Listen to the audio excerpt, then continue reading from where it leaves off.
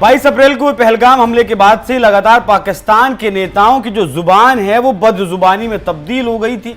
जिस तरीके से उनके रक्षा मंत्री हों, उनके पूर्व विदेश मंत्री हों या फिर प्रधानमंत्री हों या फिर सेना प्रमुख आसिम मुनीर हों, जिस तरीके के गैर जिम्मेदाराना बयान उनके आ रहे थे, ठीक वैसे ही बयान ऑपरेशन सिंदूर के बाद भी आना जारी है। जैसे सीज फायर 10 तारीख में हुआ, डोनाल्ड ट्रंप ने इसका जो क्रेडिट था वो खाना चाहा और शहबाज शरीफ भी उन्हें धन्यवाद देते हुए नहीं थके। लेकिन अब एक बार फिर से शहबाज शरीफ ने एक गैर जिम्मेदाराना या फिर कहें कि बेहद ही गैर जिम्मेदाराना बयान दे दिया है। अब सब जानते हैं कि पहलगाम हमले के बाद से भारत ने सिंधु जल समझौते को रद्द कर दिया है और पाकिस्तान में इस वक्त जैसे जैसे गर्मी बढ़ रही है वैसे वैसे पानी की कमी से पाकिस्तान जूझ रहा है। वहां खेती करने के लिए किसानों के पास पानी की कमी है, पीने के पानी की कमी है, क्योंकि सिंधु नदी के जल पर पाकिस्तान की लगभग 80% जनसंख्या निर्भर रहती है। लेकिन अब शहबाज शरीफ ने एक बार फिर से गीदड़ भभकी दी है,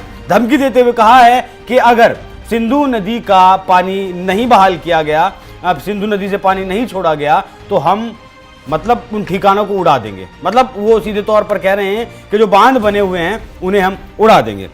धमकी देते हुए, खोखली धमकी देते हुए शहबाज शरीफ ने कहा कि हम युद्ध और शांति दोनों के लिए तैयार हैं। भारत को चुनाव करना है, अगर आप हमारा पानी रोकते हैं तो ये रेड लाइन है। पानी हमारा अधिकार है, हमारी सेना हमारे पाकिस्तान के आवाम के अधिकार के लिए लड़ेगी। वहीं कश्मीर को लेकर भी शहबाज शरीफ ने फिर से भारत को उकसाते हुए कहा है कि इस मुद्दे को संयुक्त राष्ट्र के प्रस्तावों के मुताबिक सुलझाया जाना चाहिए। जिस तरह पीएम मोदी ने पाकिस्तान को क्लियर मैसेज देते हुए कहा था कि जब तक वो आतंकवाद पर लगाम नहीं लगाएगा और पीओके से कब्जा नहीं हटाता है तब तक उससे कोई बातचीत नहीं की जाएगी। पीएम मोदी की नकल करते हुए शहबाज शरीफ ने कहा कि कश्मीर मुद्दे को सुलझाने के बाद ही व्यापार पर बातचीत की जाएगी। हालांकि भारत को पाकिस्तान से व्यापार करने की जरूरत नहीं है। अगर जरूरत है वो पाकिस्तान को किस तरीके से पाकिस्तान की जो स्वास्थ्य सेवाएं हैं, मेडिकल सेक्टर किस तरीके से चरमराया हुआ है, किडनी तक के इलाज के लिए उन्हें हिंदुस्तान आना पड़ता है। शार्क वीजा के तहत यहाँ लाखों लोग हिंदुस्तान में अपना इलाज करवाने के लिए आते हैं। तो शहबाज शरीफ अपनी इस गीदड़ भभकी को अपने पास रखो, हिंदुस्तान पर इसका कोई फर्क नहीं पड़ता है। आगे शहबाज शरीफ ने कहा कि वो पहलगाम हमले की जांच करवाना चाहते हैं। उन्होंने ये भी कहा कि हमने पहलगाम हमले की जांच में सहयोग करने की बात कही थी, लेकिन भारत ने रात के अंधेरे में हमला कर जवाब दिया और उसे मुंह तोड़ जवाब मिला।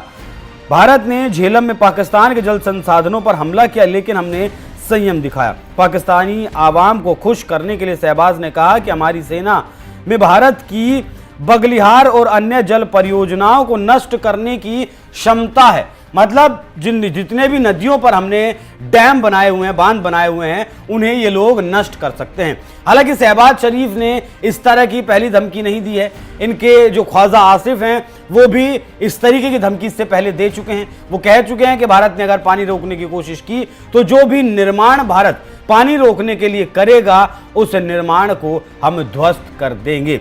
अब समझ में ये बात नहीं आती कि प्रेस कॉन्फ्रेंस अगर इन्हें करनी हो तो भारत की नकल में करते हैं। प्रधानमंत्री मोदी जिस तरीके से आदमपुर एयरबेस में सेना से मिलने पहुंचे, वैसे ही ठीक नकल करते हुए पाकिस्तान के प्रधानमंत्री सेना प्रमुख पहुंचे। मतलब जो प्रतिबंध भारत ने पहलगाम हमले के बाद लगाए थे, जिस तरीके से कॉपी पेस्ट वही प्रतिबंध पाकिस्तान ने भारत के ऊपर लगा दिए। मतलब अपना इन लोगों के पास कुछ नहीं है। अपनी आवाम को एक फेलियर अगर स्टेट कहें पाकिस्तान को तो गलत नहीं होगा।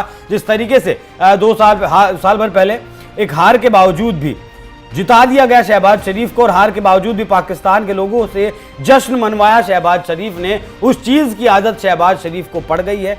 ऑपरेशन सिंदूर में भारत ने कितना नुकसान पहुंचाया पाकिस्तान को, वो सैटेलाइट तस्वीरें चीख चीख कर गवाही दे रही हैं। सिर्फ हिंदुस्तान ही नहीं बल्कि दुनिया की तमाम बड़े लोग, तमाम बड़ी एजेंसियां इस बात को बता रही हैं, उन तस्वीरों को साझा कर रही हैं। लेकिन पाकिस्तान की जैसी सरकार है वैसी ही उसकी आवाम है। मतलब ना तो सरकार के पास दिमाग है और वही दिमाग नहीं है आवाम के पास भी। किस तरीके से आवाम भी सड़कों पर उतरकर पटाखे जला रही है, गोलियां चला रही है और जश्न मना रही है कि वो जीत गए। हालांकि ये ठीक वैसे जिस तरीके से कारगिल में इन्होंने अपने लोगों को कहा कि हम जीत गए, 71 में इन लोगों ने अपने लोगों को कहा हम जीत गए, 65 में इन लोगों ने कहा कि हम जीत गए, 48 में कहा हम लोग जीत गए।